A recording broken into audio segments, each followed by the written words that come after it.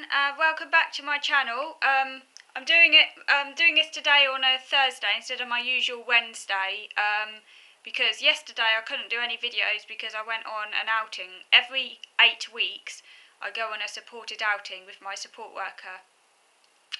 And so I thought in today's video I would talk to you a little bit about what I did the other day on my outing.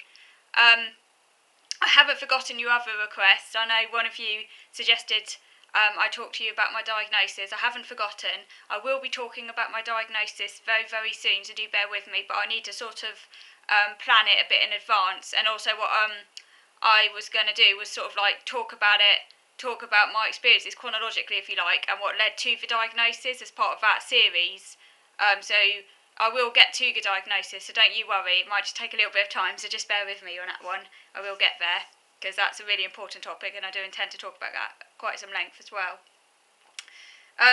So yesterday then, on Wednesday, I went on a supported outing to Brighton. That's, for those of you not in the UK, that's Brighton is a seaside town in the southeast of England. It's a very popular sort of like touristy destination. It's quite a busy place, and therefore it's not somewhere that it can be rather stressful for me to go there, but I do like going there at the same time because it's like a very kind of quite sort of bohemian, kind of quirky, offbeat place. I don't know, I like it sort of cosmopolitanism, and it's quite different to where I live, which is a bit more kind of parochial and kind of conservative with a small c, so I like Brighton. But I do need support to go there. I'm hoping that in future I'll be able to go there on my own, however, and this like support is kind of like helping me hopefully to get to that point. So I went on the train.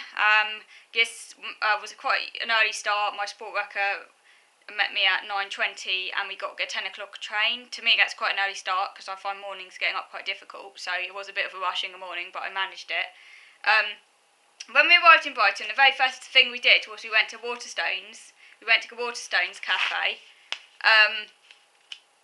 Before that, leaping ahead a bit, but before that we went to the nearby shopping arcade because I don't know if I mentioned this to you before, but one of my favourite shops is H&M. I've got this thing about H&M. I don't know what it is about H&M.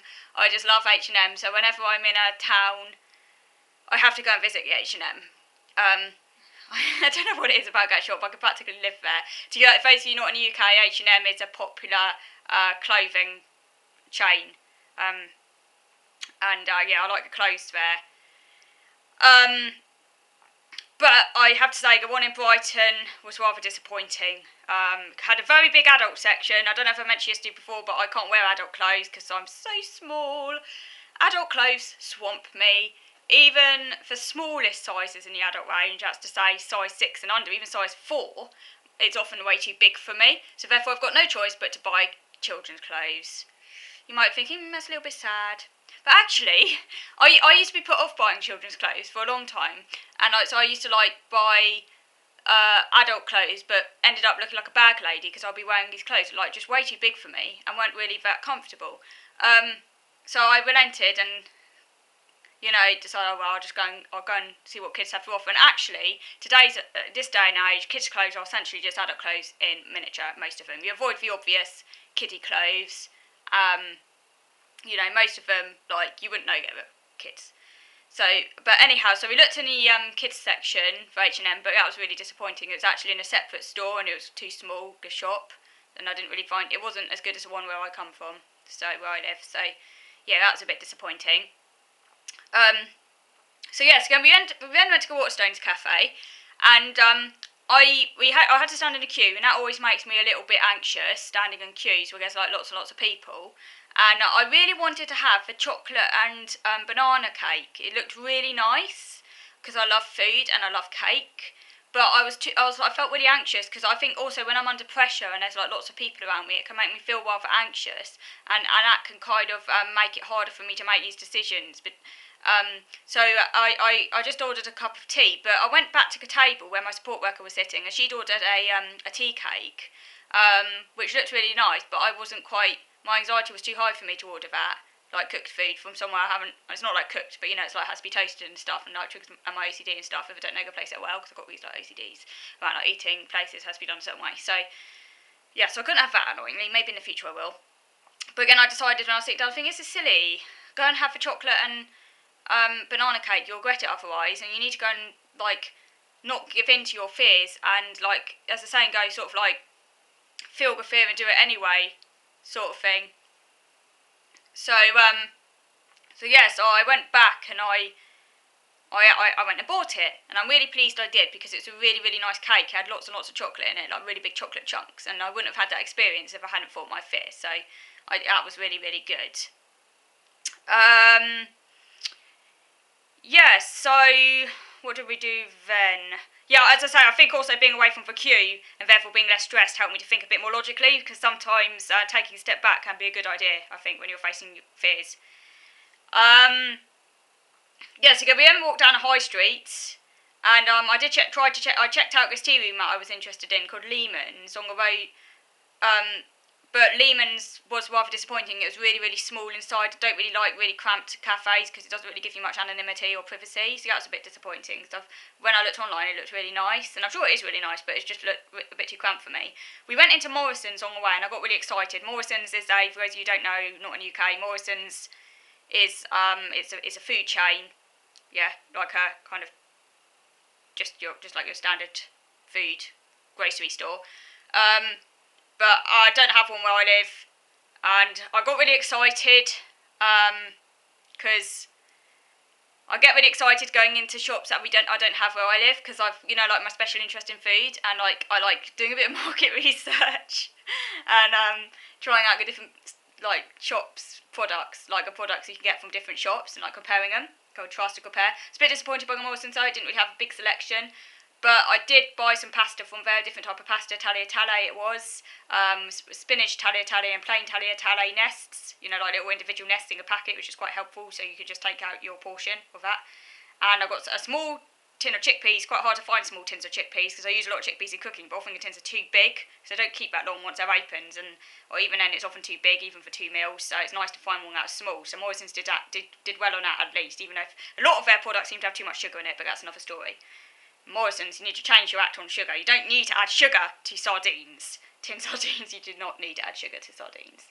So that was interesting. I did get a bit stressed being in there after a while, though. So then we had to leave, and I started to feel a bit like overwhelmed. I think lighting isn't great in there. But we made our way before I got really anxious, so that was good. Only stayed there just enough to get to see it. We then walked back down the high street, and we visited a souvenir shop, and I bought this really cool cap saying Brighton on it, a pink cap. I was really pleased with that, looking for a baseball cap, and I dithered about that. I wasn't sure whether to buy it at first, but we went away, and I decided, no, I need to go and get this cap, otherwise I'm going to regret it. It's a good price, bargain, so I went and got it, and I'm really pleased I did. It'll probably take me a little while to wear it, because it takes me ages to wear new stuff. And finally, we ended up going to the Booth Natural History Museum in Brighton, which is a free museum. It's not particularly big, but it's got a whole array of different Victorian taxidermy in there. I don't know too much about Booth, but I think he was some Victorian kind of collector, and there were all these different exhibits there, like different animals, mainly birds. But there was a cheetah, actually, a modern cheetah that I think was taken in by Marwell Zoo or something and ended up dying. It had to be put down because it had a few problems, but it had a good life. And then they had some sort of like bid or something. They got funding. That's it. They got funding to put the animal back together again. It's with its, like, I don't know how you do taxidermy. Anyone who knows about taxidermy would be able to explain. But yeah, taxidermy. My support worker doesn't like taxidermy that much, but I have sort of like a sort of macabre interest in it. Don't ask me why. It's like maybe it's like sort of getting up and close, personal with these kind of animals. You never normally get up and close and personal with. Go behind panels, obviously, but it's just interesting to see all these different animals. Like particularly the ferocious ones, like Tasmanian tiger gets now extinct. Victorians were really massively into taxidermy because they had this sort of collecting obsession. So all in all, it's really good. When we came back on the train, I did get rather stressed because the train was really, really crowded. We had to stand up, and I did end up getting rather stressed when this man bumped into me because I can't stand being touched by other people, and also have this OCD around like my clothes being touched and like perfectionism and stuff. And that led to me being a bit OCD and having to ask like loads of questions about whether or not my jumper. Yeah, I'm still a little bit OCD about my clothes now, only because there's a little I got this top, by the way, in Brighton, if you see it, this top here, it's really pleased, only £3. But yeah, I was a little bit, and I wore it for the first time today, which is quite a big deal for me, but I'm a little bit stressed because I forgot to take the a little plastic bit, part of it stuck there, and I'm like OCDing about it, and like I can still feel it even though I've removed it. But yeah, that's another story. But anyhow, so yeah, I get a bit OCD about these things. So that was a little bit stressful. But yeah, we had to get off a train at Worthing because the train was really stressful, the one that we were on, and I ended up swearing and stuff. Not at anyone, just because I was stressed, but my support worker said, oh yeah, she said we should get off a train, so we did, and I'm glad we did. We got the next one, and that wasn't quite so busy. But yeah, apart from that, all in all, it was a very good day. And I do like getting out and about. It's quite tiring and stressful, but it is great to get out and about now and again, I think, to kind of challenge oneself. So yeah, so I hope you enjoyed listening. I will be posting a sensory video alongside this one as well. I did another video a couple of weeks ago that I haven't had time to post to upload yet, so I'll try and upload that one as well in my sensory series. And as I say, and I haven't forgotten about the diagnosis video, that will come very soon. But it might, when I say very soon, I mean it might take a little bit of time for me to prepare it. So, you know, if I'm not doing it over the next couple of weeks, I haven't forgotten about it. I am going to do it. It just takes a little time for me to prepare, but I haven't forgotten. And if you've got any other ideas for videos, do post, and I will do the videos you recommend, even if it takes a little bit of time. I haven't forgotten. I do make a list of people's suggestions, so I will be doing them.